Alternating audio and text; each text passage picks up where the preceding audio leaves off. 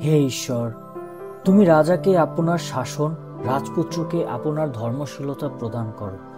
তিনি ধার্মিকতায় তোমার প্রজাগণের, ন্যায়ে তোমার দুঃখীদের বিচার করিবেন। পর্বতগণ ও উপপর্বতগণ ধার্মিকতার দ্বারা প্রজাদের জন্য শান্তির ফলে ফলবান হইবে। তিনি দুঃখী প্রজাগণের বিচার করিবেন। তিনি দরিদ্র সন্তানদিগকে ত্রাণ করিবেন, কিন্তু উপদ্রবীকে চূর্ণ করিবেন। যাবৎ সূর্য থাকিবে, লোকে তোমাকে ভয় করিবে। যাবৎ চন্দ্র থাকিবে, পুরুষনা ক্রমেই করিবে। ছিন্ন তৃণ মাঠে বৃষ্টির ন্যায় তিনি নামিয়া আসিবেন, ভূমি সিঞ্চনকারী জলধারার ন্যায় নামিয়া আসিবেন। তাহার সময় ধার্মিক লোক প্রফুল্ল হইবে, চন্দ্রের স্থিতিকাল পর্যন্ত প্রচুর শান্তি হইবে। তিনি এক সমুদ্র অবধি অপর সমুদ্র পর্যন্ত, এক নদী অবধি পৃথিবীর প্রান্ত পর্যন্ত কর্তৃত্ব করিবেন। তার সম্মুখে মরু নিবাসীরা নত হইবে, তার শত্রুগণ ধুলা চাটিবে। তর্শিস ও দ্বীপগণের রাজগণ নৈবেদ্য আনিবে, শিবা ও সবার রাজগণ উপহার দিবেন। সমুদয় রাজা তাহার কাছে প্রণিপাত করিবেন, সমুদয় জাতি তাহার দাস হইবে। কেননা তিনি আর্তনাদকারী দরিদ্রকে এবং দুঃখী ও নিঃসহায়কে উদ্ধার করিবেন। তিনি দীনহীন ও দরিদ্রের প্রতি দয়া করিবেন। তিনি দরিদ্রগণের প্রাণ নিস্তার করিবেন। তিনি চাতুরী ও দৌরাত্ম্য হইতে তাহাদের প্রাণ মুক্ত করিবেন। তাহার দৃষ্টিতে তাহাদের রক্ত বহুমূল্য হইবে, আর তাহারা জীবিত থাকিবে ও তাহাকে শিবার সুবর্ণ দান করা যাইবে।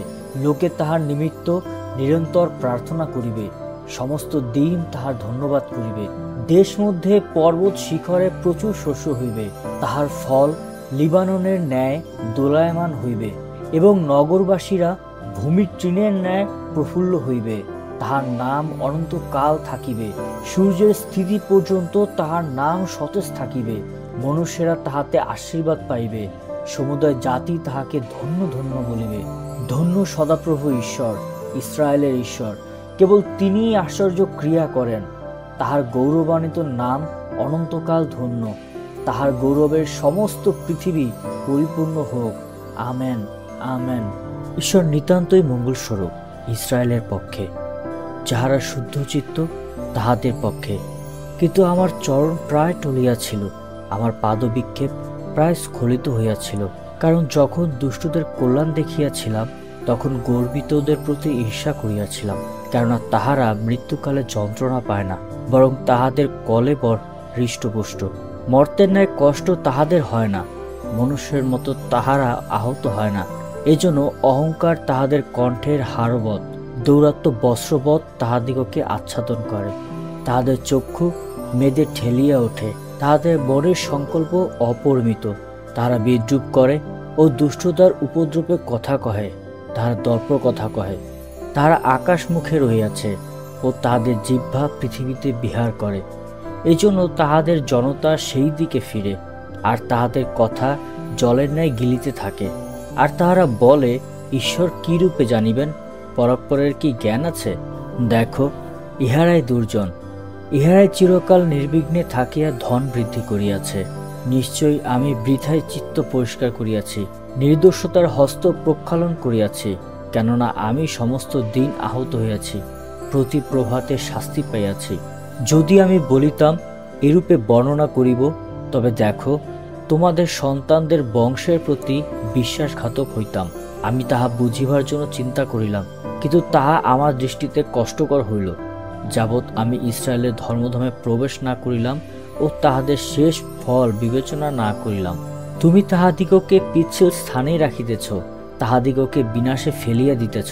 তাহারা নিমেষকাল মধ্যে কেমন উচ্ছিন্ন হয়, নানা ত্রাসে কেমন নিঃশেষে সংহার পায়।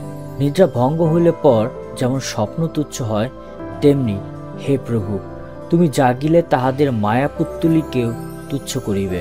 কারণ আমার চিত্ত তাপিত হইল, আমার মর্ম বিদ্ধ হইল। আমি মূর্খ ও অজ্ঞান, তোমার কাছে পশুবৎ ছিলাম, কিন্তু আমি নিরন্তর তোমার সঙ্গে সঙ্গে আছি।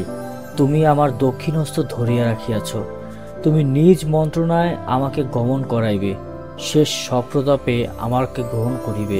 স্বর্গে আমার কে আছে? পৃথিবী তো তোমার ভিন্ন আর কিছুতে আমার প্রীতি নাই। আমার মাংস ও আমার চিত্ত ক্ষয় পাইতেছে, তথাপি ঈশ্বর চিরকাল আমার চিত্তের শৈল ও আমার দায়াংশ। কেননা দেখো, যাহারা তোমা হইতে দূরে থাকে তাহারা বিনষ্ট হইবে। যে সকল লোক তোমা হইতে অপসরণ করিয়া ব্যভিচার করে, সেই সকলকে তুমি উচ্ছিন্ন করিয়াছ। কিন্তু ঈশ্বরের নিকটে থাকা আমারই পক্ষে মঙ্গল। আমি প্রভু সদাপ্রভুর শরণ লইলাম, যেন তোমার সমস্ত ক্রিয়া বর্ণনা করিতে পারি।